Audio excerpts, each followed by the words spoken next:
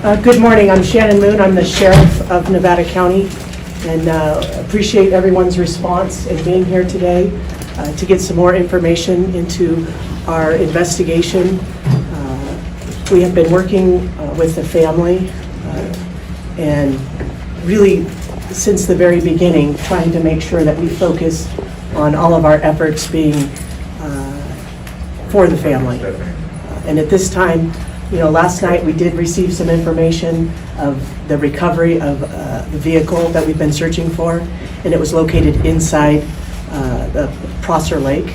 It was located within a search zone that we have been searching since the very beginning of our operation.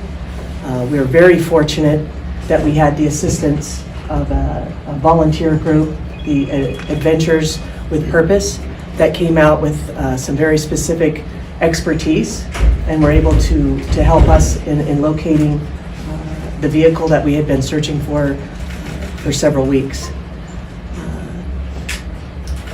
It's at these times that we really want to recognize the reason why we're all here, and that is for this family. We've said that from day one with our staff, the incredible amount of collaboration that we've received from our partners in this region. Clearly being a mountain town, we're used to having great collaboration, knowing that none of us have enough resources to go around, but when we all work together, I think it is an incredible show of how committed all of our agencies are for our community here. Working hand in hand in unified command, joint command with the Placer County Sheriff's Office. Folks from California Highway Patrol, the Truckee Police Department, and our friends from the Federal Bureau of Investigations. The amount of effort that all of these agencies put together really truly is why we're here today. And as we eliminated a lot of tips and information that was coming in, I think it's very important to understand that all of that work did lead us to this time. And being able to focus on the services that we provide to our families here that are impacted. We've recovered the vehicle. We recovered the vehicle last night. We have located a decedent inside the vehicle. We believe it is our missing person. We have not been able to positively identify, but it's more than likely where we are today. And we wanted to make sure that the family had all that information first. The last thing we want to do is have them learn information outside of our team. So I think that is one of the points that I really want to make sure that our communities know and the folks that are watching today know is truly how committed we've been throughout these last few weeks in coming to this resolution. It's still an active investigation, and I understand there will be and that we will continue to receive lots of questions regarding our investigation, and we will release what we can. But at this time, our commitment is to this family, and that is where we will consistently reach for making decisions on what we release. Again, it is still a very active investigation. So again, I appreciate everyone being here, getting this information out. It is, the reason why we're here is because of the community support and the amount of work that was put into this investigation to where we could clearly identify very specific areas to search. The Adventures with Purpose folks did just a fantastic job at being able to locate the vehicle as quickly as they did, based on, again, a lot of heavy lifting that the folks behind me have done throughout the last couple of weeks. So I appreciate everyone being here, and we'll open up for some questions. I'll go first. Yes, ma'am. what agency called in Adventure with Purpose, and when did you decide, if it was you guys, that we needed this extra help? Captain Sam Brown from my agency will be happy to answer this question. Yeah, thanks. The question was, is which agency requested? I'm not exactly sure that an agency had reached out and requested from within our unified command, but as everybody's reading online and seeing all the information that was coming out, and we realized that there was an interest from Adventures with Purpose, we did link up that group with Sergeant Mike Powers with the Placer County Sheriff's Office. They had lots of communication as they were going to be traveling to this area, and then a lot of detailed information that was shared that wasn't necessarily out to the public yet that hopefully was of assistance to helping them locate the area to go to. You said the car was found in the area where you've been searching since the beginning. What did AWP have that maybe you guys didn't have, or why was that missed in the initial search? Yeah, I think that's a great question. That's one that everybody's going to have, right? Is how did we not find it when we were searching? The lake was extensively searched with side sonar, with an ROV. We had divers, we had swimmers. I think that's part of what we're going to have to go back to do and debrief. You know, when peace officers are out in the field and volunteers and searchers, it doesn't mean that they're experts in the field, right? These are sometimes ancillary duties, and we're calling from other agencies to try to jump in. And tracking underwater is an extremely difficult thing to do. So I think part of our debrief on any of these situations is how do we figure out to improve our services, work on our resources and the way that we use them. A lot of this equipment is high-end, very expensive, and you really need to have a lot of practice and expertise. And I think that's where a group like Adventures with Purpose is able to focus and practice those skills and really hone them. And so we're appreciative that they were able to come out and locate it. I also don't want to take away, though, from anything from our volunteers as well as law enforcement that have been out there. I mean, we literally had people swimming in the water looking down so that we didn't disturb the ground initially. You know, my understanding is the vehicle was upside down. That also makes it more difficult. And if silt and things come up above, that can also make things difficult. So before I really can say, hey, why we weren't able to do it, I also could say that we eliminated a lot of areas that we would still be searching if we didn't have all the great people out there. And that helped give them some guidance as well, I think. But clearly their expertise in diving and their equipment that they brought to the table assisted us, and we appreciate that. Did they specifically have any specific technology that all of these 16 law enforcement agencies didn't have? I'll have to debrief with them before I'd have the answer to that question. I believe we're going to try to do that today. Adventures with a Purpose has referenced red tape a couple times, saying they don't have the red tape that maybe your assisting agencies have. What is that red tape, and why might it be easier for a private organization to do this? I don't know exactly what we're talking about in regards to red tape.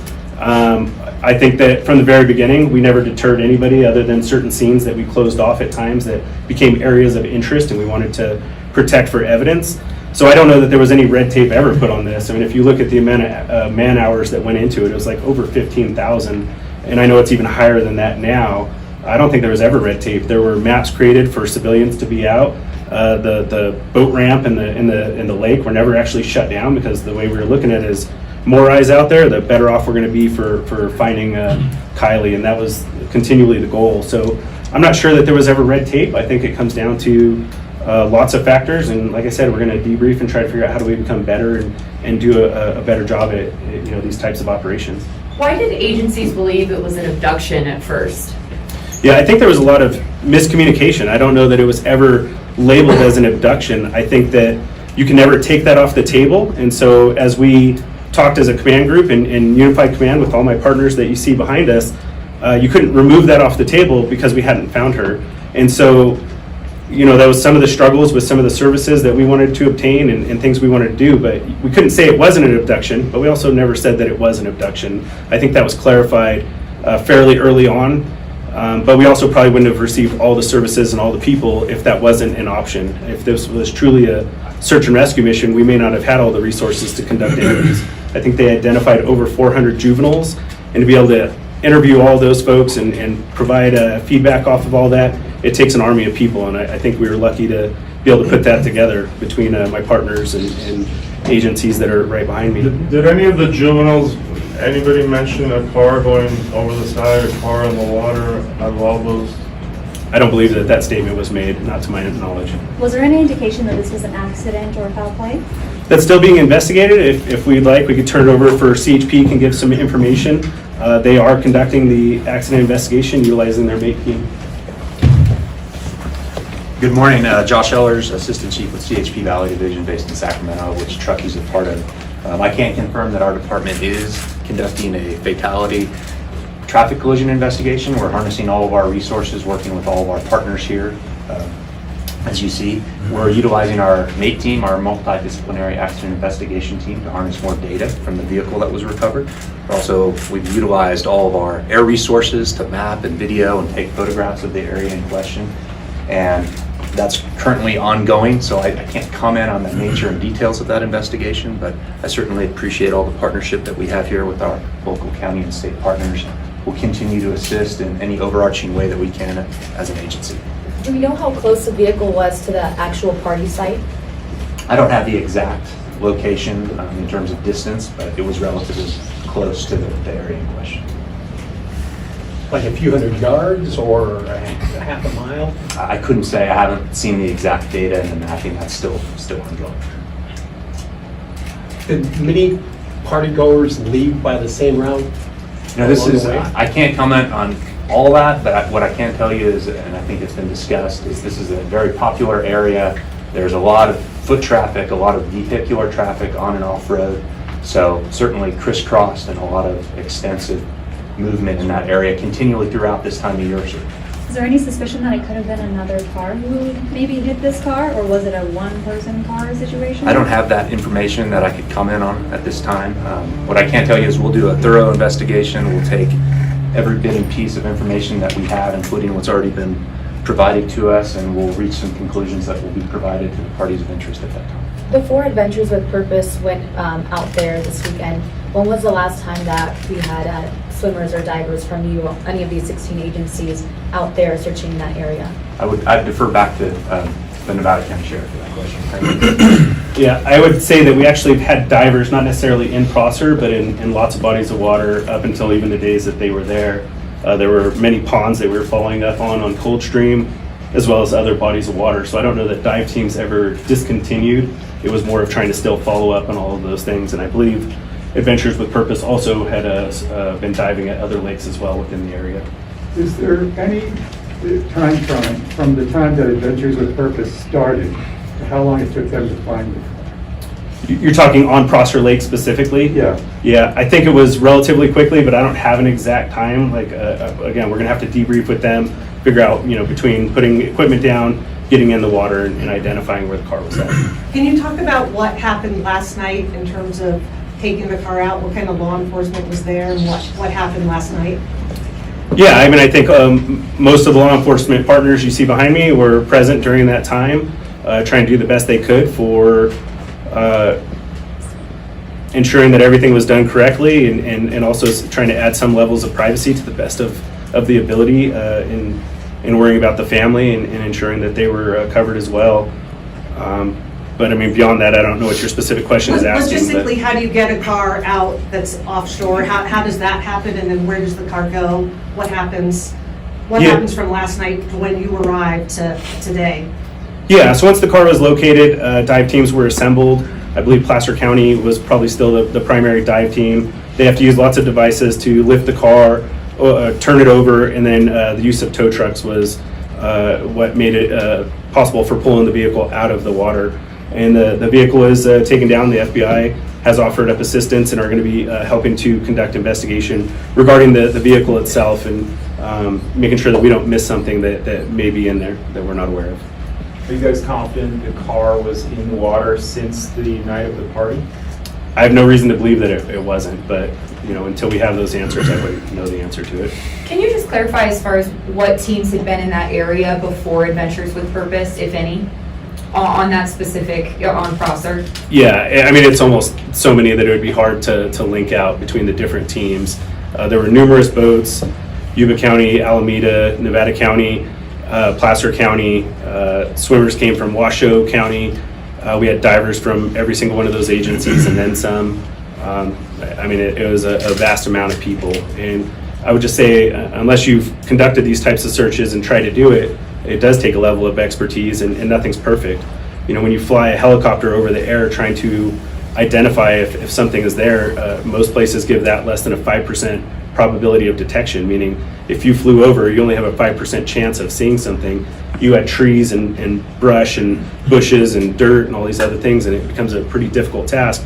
Even though once you find the answer, on hindsight, everything looks 20/20, the reality is it's not that simple. It is pretty complex and it's tough. So again, we're just appreciative that the resources came out and were able to help us in locating it. Were there signs that the person in the car tried to escape? I think that's too preliminary for us to be able to determine that at this time. Was there more than one body in the vehicle? No, there was not more than one body in the vehicle. Describe the difficulty of what water does over 2 weeks to evidence.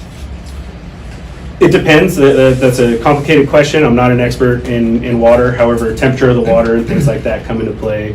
But it can add difficulty based on many factors that can cause damage to, obviously, things that we want to look at to investigate, but also to bodies that may have been submerged for a period of time. There likely could have been tire tracks or some type of signal that a car did go into the water there.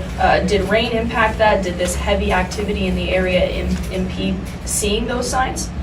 I think everything's a factor, but again, that's where we rely on the MATE team from CHP to come in with their expertise and be able to provide some of those answers.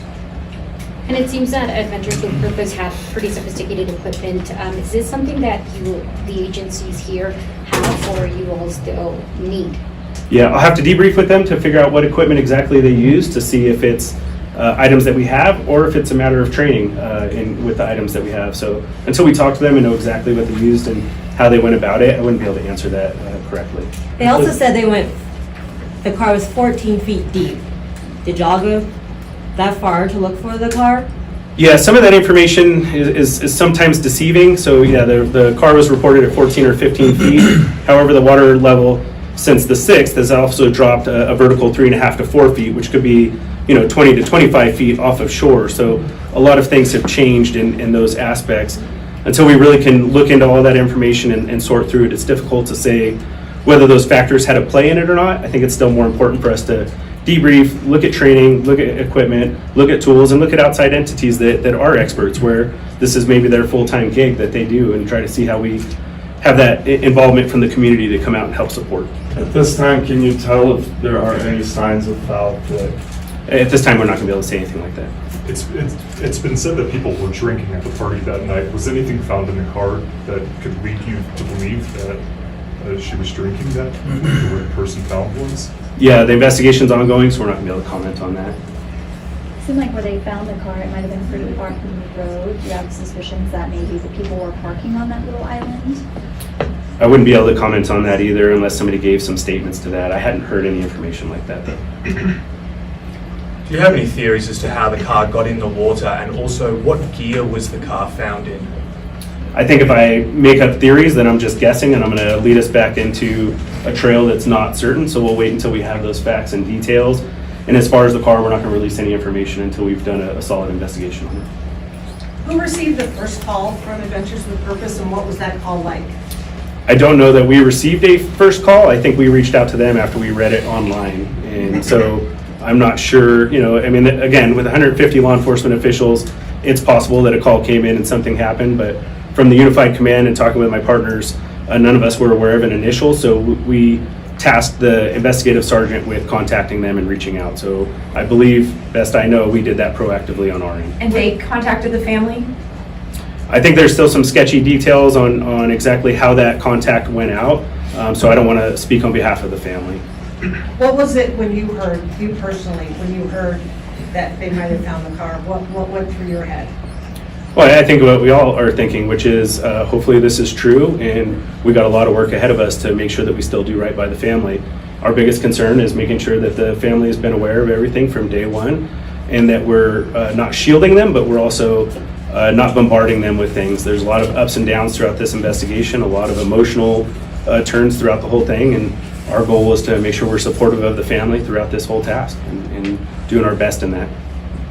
How long will an investigation into the car, maybe that's for Highway Patrol or FBI, how long does an investigation to look at a car take to figure out what may have happened? I think there's a lot of factors in that. I don't mind turning it over to CHP and let them. Because obviously we have a multifaceted investigation with multiple agencies, it can take time. You know, the FBI is working, evaluating the vehicle. We have to come in and do that. We want to allow them to work. We'll come in and examine data, examine the vehicle, have all of our investigators look at that car. So depending on circumstances, it can be several days, it could be several weeks. We also want to wait on other information related from the coroner's office and other things that all get compiled into a comprehensive investigation. So the easy answer is it could take a while. All right, we've had an opportunity to hear from most reporters. Most have asked 2 questions. Is there anybody that had a follow-up question that they have not been able to ask yet? No follow-up. Go ahead, sir. There was a report that Adventures with Purpose was told by police that they did not need to search Foster, or at least in the specific area where the car was found, because that had been extensively searched already. Is that true?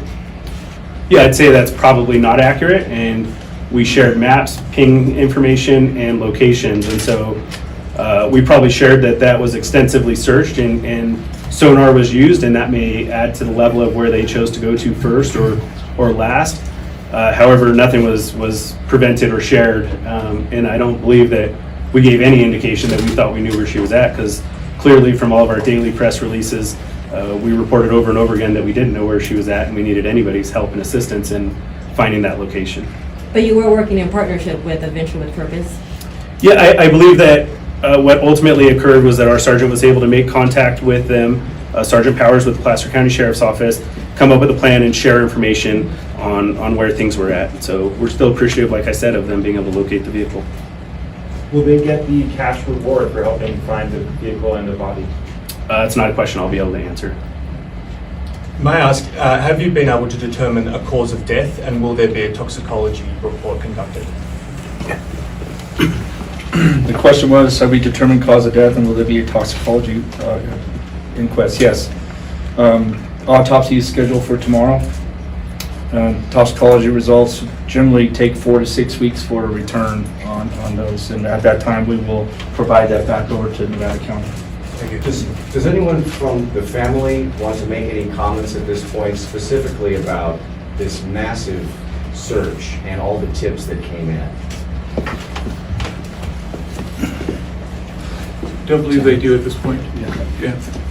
So with that, we'll go ahead and wrap up the press conference. Thank you all for coming here today. We certainly appreciate it, and pay attention to both Placer County Sheriff's Office as well as Nevada County Sheriff's Office as we continue to share details as they become available. Thank you.